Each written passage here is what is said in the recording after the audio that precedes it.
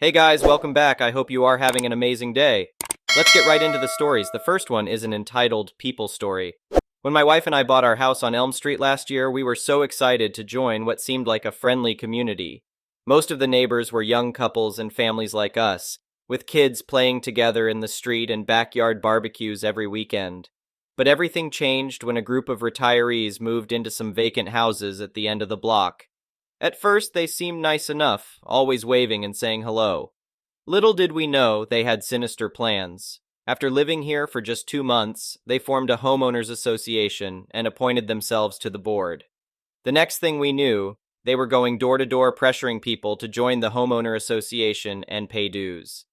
They claimed it was to pay for neighborhood improvements, but it soon became clear they were just out to control everyone.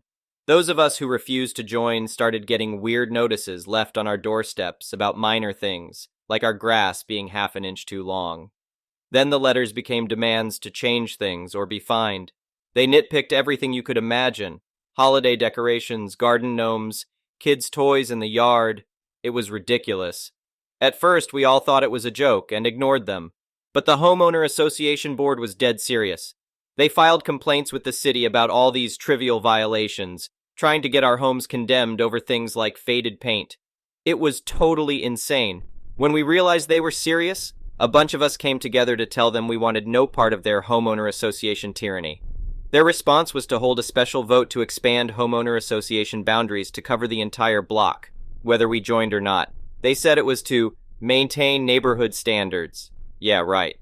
Things really escalated when they put liens on some neighbors' houses for not paying fines or dues. Then came the eviction notices. The homeowner association was trying to kick people out of homes they owned, all for minor junk like having your trash can visible or parking a work truck in your own driveway. By this point, we'd had enough of being harassed. We joined together and filed a lawsuit, claiming the homeowner association overstepped their authority. We demanded they cease the unfair targeting of non-members. The homeowner association president had the audacity to accuse us of being against community standards. According to him, the homeowner association was just trying to prevent the neighborhood from becoming run down. What a joke! We showed the judge photos of how pristine our homes were before the homeowner association targeted us. When we presented all the bogus fines and hearings the homeowner association held without us present, the judge finally saw through their scheme.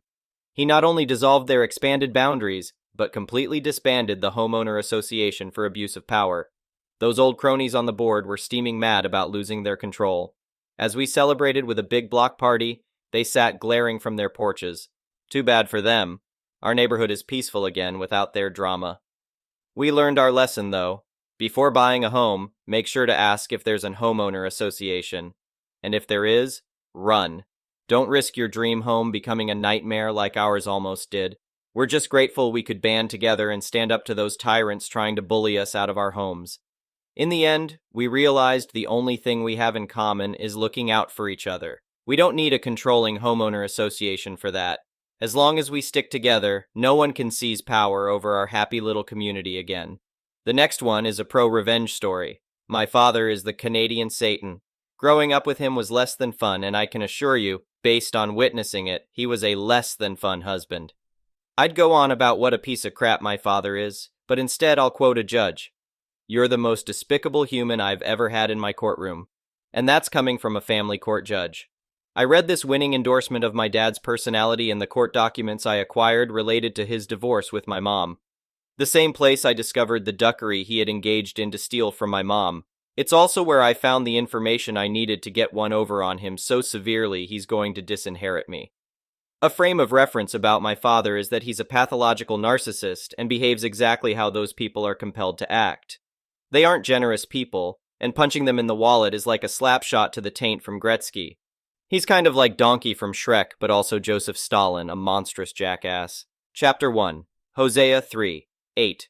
Those that sow the wind shall reap a whirlwind. Our actions always have consequences, and my padre has plenty to answer for. My attempts to hold him to account didn't jump to immediate jihad. They started with diplomacy and a therapist. About 10 months ago, when our tale begins, I was going through some stuff. Stuff being a whole lot of PTSD related to both my dad's abuse and my job as a paramedic. He did a ton that affected me deeply, things that I needed to move past. along with all that other razzmatazz from 15 years of EMS. So, trying to move past and work through everything, I quit drinking, started turning my untreated PTSD into treated PTSD, and thought having my dad involved might help me in our relationship. Well, I seriously ducking misjudged that one, so you'll probably be unsurprised to hear that conversation went swimmingly. I'll spare you the lurid detail, but when I broached the subject with him, our back and forth degenerated into visceral hate, with him screaming at me that I'm a failed paramedic, liar, and piece of crap alcoholic. While I have a certain pride about my job, I have more pride in my 14 months of sobriety, so hearing this from my old man might have caused me to behave a bit psychotically. I got right pissed off at him and decided to dig up every bit of dirt I could, see what kind of man he actually is and has been. When it was convenient, I hopped in the mystery machine before taking a trip to the courthouse to unleash my inner gumshoe. Everything is public record, so I bulk bought copies before retiring to my easy chair to read, plot, and pet my white long-haired cat. For good measure, I obtained a file of divorce documents from my mother. Soon enough, I hit upon a line of inquiry worth following up on. It seems that during the final settlement of my parents' divorce, 2002, my mother was awarded 1/3 of my father's employment pension. She was a stay-at-home mother and could not earn one herself, so it was given to her by a judge. Mighty ducking strange, because my father, as he brags, took a nearly full pension and retired a bit early. No way that asshat was living the last 10 years after retiring early on a 2-3 pension. He isn't constantly idioting about it. So I asked my mother if she was collecting a pension from his job, or had cashed out the value, 100K plus at the time, 20 years ago. No to both questions. Well, that's interesting. I wonder if that's collectible, and what 20 years of compound interest from a pension fund makes it worth. Well, I did eventually find out, along with the fact that my dear old dad had been collecting my mother's portion for 10 years, in hilariously open violation of a legal order from a judge. Why didn't my mother pursue this sooner? A combination of being unable to afford a lawyer, being his victim for 20 years, and pessimism after so much of his continued dodging obligation to the order, she just quit. There is effectively no statute of limitations he could hide behind because of the wording of the settlement. Insofar as I could tell, I had him dead to rights, and my mother would be collecting. It would be a slam dunk. I just needed to hire a lawyer to help me, so I set out to find the most unbalanced, bloodthirsty psychotic who passed the bar exam. Chapter 2. Et tu, pension lady? As it says in the good book, screw unto others as they would screw unto you. So that's what I set out to do. The misanthropic sociopath I hired for legal counsel suggested we send a demand letter to the pension office to try to remedy it before filing what would undoubtedly be an easy win for him. I agreed in spirit and instead phoned up the pension office and got put through to the woman managing my father's file. Well, she was a delight, and it was a trivial matter for me to get her to loathe my dad. We talked for 45 minutes, and I swear if you'd given me another hour, I could have convinced her to suicide bomb his house. In all our conversations about life, families, and relationships, we got down to some things of note. Since I could show her correspondence her office had sent to my father, CC'd my mom on, some years ago and ongoing for 5 consecutive years, trying to resolve this matter which he had ignored. She was more than willing to start the process on remedy immediately. Full cooperation from this lady and her office was a matter of merely providing documentation, and with my lawyer on retainer, this office was beyond asking my father to comply. They complied for him. About 2 months since I last spoke to my father, and he now had no idea his pension was about to take a serious hit. Below, I'm going to break down how big a turd I put into his bowl of ice cream. My mother's portion was made whole and adjusted to reflect that her portion was brought to maturity and beyond, so his early retirement doesn't affect her fund.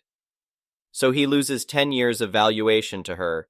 He also retired 3 years early, which knocks him down now to 17 years of pension valuation, not 27. If you'd forgotten, my dad had been collecting my mom's money and was overpaid by 30K per year for the last 10 years. Like I said, Mom was made whole, so the pension company is going to claw back that overpayment from the base valuation of his current pension fund. I'm not exactly sure what that does to the number, but it effectively nerfs my old man's private retirement fund. He's got government old age pension that he took early too. Whoops. My dad did some awful crap to me, but I only had to suffer 17 years of him. My mom still has the high score at 20. As much as I did this for spite and malicious glee, I did do it to give my mom a chance at a proper retirement. Chapter 3. Glitter Bombs of Justice. My mother started collecting her pension about 3 months after I contacted the pension office. And to celebrate, she bought tickets to New Zealand for the family for Christmas, so we can see our relatives. I was able to get most of my retainer from the lawyer back, and to celebrate, I went online to order a glitter bomb. I was able to ship it to my old man anonymously from another country. God bless the USA. I heard through my sister he opened it up in his stupid red Miata. Ha ha ha, he'll never get rid of it. The next one is a petty revenge story. There's a regular at the gym I go to. I find him annoying as hell, so let's call him, I don't know, AH. He's the kind of guy who seemingly gives zero craps about anyone else. He cares only about getting to where he's going, or doing what he set out to do as quickly as possible with no respect for others. He's the kind of guy who will, as you're having a 30-second rest between sets, walk up to you and ask if he can just use that machine quickly, and then proceed to not give it back until he's done. Because he's in a hurry, often bringing along his kids as well, so you will have to wait for not just him but them too. Because obviously his time is important, so oops, if he just took over that machine you were using, you weren't using it this exact second, so shrug, we happen to work at the same place and bike the same way there, so I see him occasionally. Same thing, zigzags past everyone at twice their speed without a single care, except for getting where he's going as fast as possible.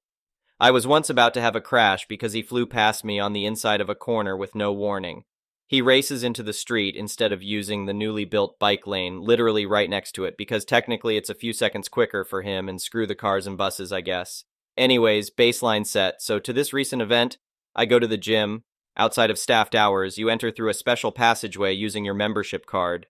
This is also where you exit, and it only allows one person through at a time. As I got there this time, there was a long line of people in the process of exiting the gym. As it only takes one person at a time, this takes a few minutes, and there was a queue building up of people waiting to enter. There were already people there as I came who had been waiting a little while, and we kept waiting a few more minutes. Enter AH. By pure coincidence, he times it so perfectly that he comes in right as the last person exits. He proceeds to, without a single glance at the rest of the lobby, walk past every single one of us waiting with the sort of complete confidence that left me literally speechless, so that he can enter first without waiting at all. Like, of course, he didn't even bother looking because his time is important. He ain't gonna stand in line like a normal person. My mind could hardly process that he just did this without any care in the world, and without even noticing. I got a glimpse of eye contact with him as he did this, and I think he could tell my eyes were shooting absolute daggers. My blood is boiling just from the principle of it. I go in, do a short stint on the treadmill, still absolutely fuming 20 minutes later. Walk over to use a barbell, sit down at it, and take a short break before I start my set. QAH. Are you using this? Yes. No way I'm letting this go to him. Can we alternate? I'm gonna use this. There are more barbells like this. I'm petty, and I know it. I normally don't have a problem sharing stuff with people or alternating, but I do with him now. Someone has taken them somewhere? My mouth doesn't say it out loud, but my eyes tell him in no uncertain terms that IDGAF GTFO. He clearly gets the message as he goes, whatever, I'll use something else. As he leaves, I say somewhat quietly, yes, you will. An extremely small victory, but still made me feel at least a little revenge. Also, I've probably gotten him off my back for the future, so yay. The next one is a malicious compliance story. I had a hand in this malicious compliance, and it was rather nice. First, a little information. Back when I was working as a classroom technician for my local community college after I graduated, the college had a need for a technical scribe for a blind student. They needed someone who could not only provide direction of what the computer was showing on the screen, that the Dragon software that audibly gave cues on what you were doing, was unable to, but also had the technical skills to also know how to work the software that was being used. I fit in perfectly, and so was hired on to do the technical interpreting for the student for the quarter. The professor assigned for the students to create a user interface that did some specific things. Well, the paper that he gave out had a general idea of what the students were to create.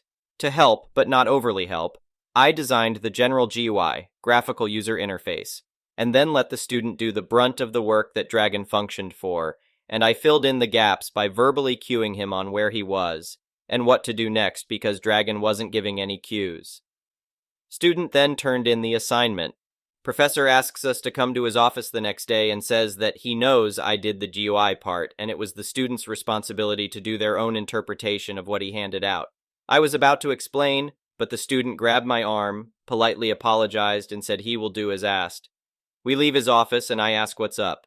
He replied, "Can you edit the settings on those laser printers in the computer lab to print a page of nothing but black?" I said sure. So we do so, and after that black page was printed out, we went back to the professor's office. He said, "Well, that was quick." The student handed over the paper, and the professor was very confused. Student then spoke up. "You said for me to design a GUI based off of what you printed. This is what I saw, so I'm giving you my interpretation of the image that you printed for the class." At that moment, the professor had a light bulb go off in his head, realizing that he required a blind student to give their interpretation of an image he printed for the class. He apologized, said the previous work will be counted, and for future assignments to proceed as we had been. He then said to the student, "Well played." The next one is an entitled People Story. This story, dear reader, has no good guy. Actually, this situation isn't black and white. However, one person in this story is arguably worse than the rest of us. I, 26F, have two sisters, 25F and 24F. The youngest one, let's call her Jane, has always been the most spoiled among the three of us. At the age of 21, I moved out of my parents' house to join the military, and my other sister, let's call her Claire, moved out at 23 when she was about a year into her nursing career. Despite having a college degree in business administration, Jane still refuses to get a full-time job or have any responsibility. Her life revolves around clubbing, partying, and going to the gym. To her credit, she did have a part-time job at our local coffee shop as a barista, so she could fund her lifestyle, but other than that, she doesn't pay bills. My parents, Mom, 52F, Dad, 57M, pay for everything from her car to her cell phone bill, and even her tollway when she drives around.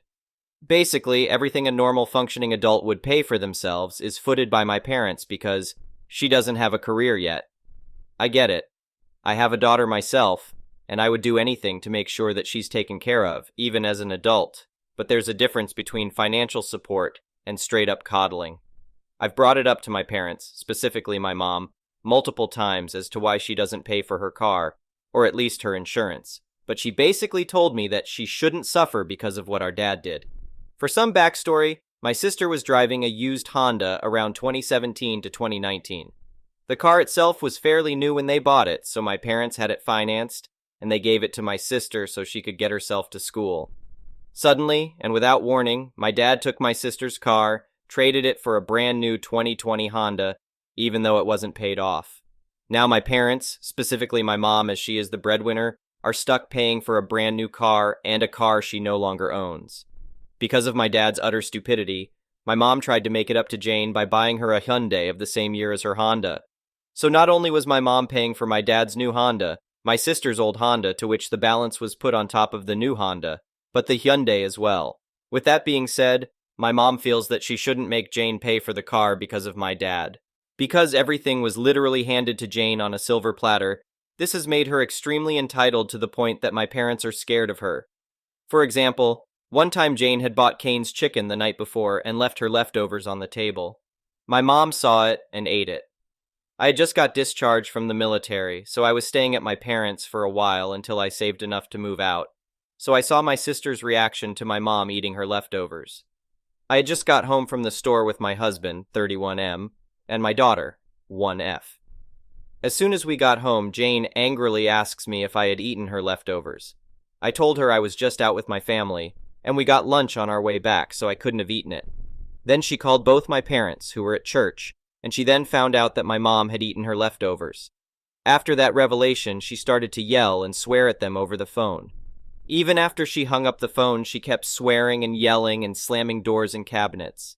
My poor daughter saw all of this and was quite frankly scared of her auntie at that moment. The following week, I was at work when I got an angry phone call from Jane asking if I had been in her bedroom. I told her no because I was rushing to work. She hung up, and I thought that was the end of it. After I got off work, my sister Claire called me and told me what happened. Jane called Claire complaining about how someone left her room open and one of the dogs had pooped in her room. This incident infuriated Jane to the extent that she stormed into our mom's room, where our mom was working from home and engaged in a professional phone call with a client. Jane's intrusion disrupted the professional setting, as she loudly and vehemently berated our mom without any consideration for the ongoing business call. My dad apparently came into the room hearing all the yelling. Fed up with my sister's attitude, he angrily tells my sister that if she doesn't like it here, then she can move out, which pissed off Jane, and then she left the house. When I got home that night, I asked my mom why she continues to let Jane step all over her, even going as far as disrespecting her in her place of work. She says she's her mother and she's supposed to help her children the best she can. But I keep telling her that Jane needs adult responsibilities, otherwise she won't appreciate the things she has. The next one is an entitled parent story. I, a 13-year-old girl, was just sitting at my desk writing my New Year's resolutions, as one does, when suddenly my father came into my room. He asked if I wanted to stay with my mom full-time because I didn't seem happy with him. Indeed, I was not happy there, as I had started to see just how bad and pathetic of a person he is, and I wasn't talking to him at all. I told him that no, I would just stay with him on and off, even though I did want to stay just with my mom. But alas, I am a people pleaser. He said, No, you can talk to me. So what did I say? I said that I would think about it because that's what you do when you want someone to leave you alone. He left my room, and 5 minutes later he came back and said that he emailed my mom and that I should pack my things and my mom would pick me up tomorrow. I was thinking, what is all of this? And said, no, I'll just wait until the end of the time I was supposed to stay, but he was very adamant that I leave the next day. I could almost see him say, I don't want to see your face right now, which I don't understand because he did all of this on his own. But anyway, I started crying, and he kept on saying, why are you crying? This is what you wanted, but not in a comforting way, more in a, this is all your fault way. So I texted my brother and asked him to tell my mom. While I was doing that, I could hear him on the phone with someone saying that I wanted to leave, and so he's letting me go, which really annoyed me. But what could I really do? I started packing, and he came back into my room with my mom on the phone, saying she wanted to talk to me. She was extremely confused, as she should be. I mean, her kid was on the phone crying her eyes out, saying that she didn't want to leave. But she got an email saying that I wanted to go, and her cheating ex saying that she is overreacting. He just hung up on her, went outside, and started a fight with my uncle, saying that he needs to leave and he's a leech. He came storming back into the house and started yelling at me, saying, oh, I did everything for you. Everything you have is because of me. Which is the bare minimum, and he starts breaking down, saying that I did this. Fast forward to today, he told my mom that she needed to bring me back by Monday or she would regret it. Now he's trying to act all friendly with me on WhatsApp and sending me money, but I'm just ignoring it. So yeah, how was everyone's New Year? I'm sure better than mine. Oh yes, this is one of the texts he sent.